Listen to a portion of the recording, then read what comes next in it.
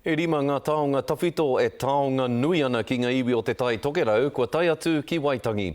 E ai ki ngā kōrero neke atu i te kotahi rautau te kau mātua o aua taonga, he mea kohi ake i te whanganui ātara tāmaki me whangārei, ana ka hari atu ai ki te papatiriti ki Waitangi. Anei rā a Oirini Tipene Leach.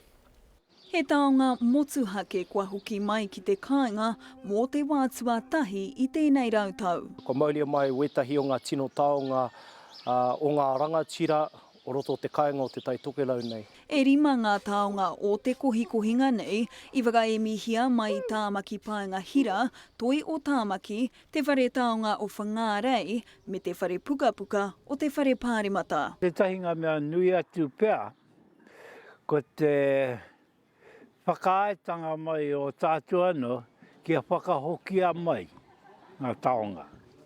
I koroa ke hoki e ngaro ana ihi atu.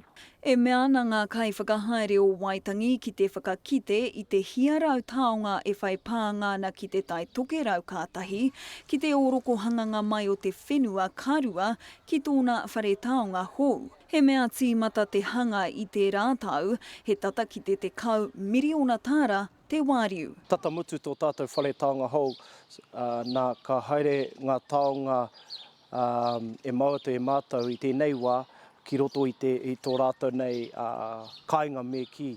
Wai hoki i whakatauria e ngā kaumātua, kia noho huna tonu ngā taonga ki ngā kamo tūmata nui. I tēnei rā, ki hai mātou i hiehia, kia huahua tia, a momo taonga i kawe mai i tēnei rā, kia mōhio rāno, a iwi o te hau kāinga, kua taumai. Te mea tika kia mātou, me whakamohi atu me pānui kia mohi rātu, ko taike mai, i mua te whakatūwhiratanga ki te ao. He noho humari ke mātou, he noho whakaiti ke mātou, nā mātou te honore ko whakai ngā uri me ki ngā whānau o enei taonga, mō mātou hei tiaki i roto i tō tātou nei whare taonga hou. Hei te rā i mua i te rā nui o Waitangi e tūnei tūwhera ai te whare taonga hou.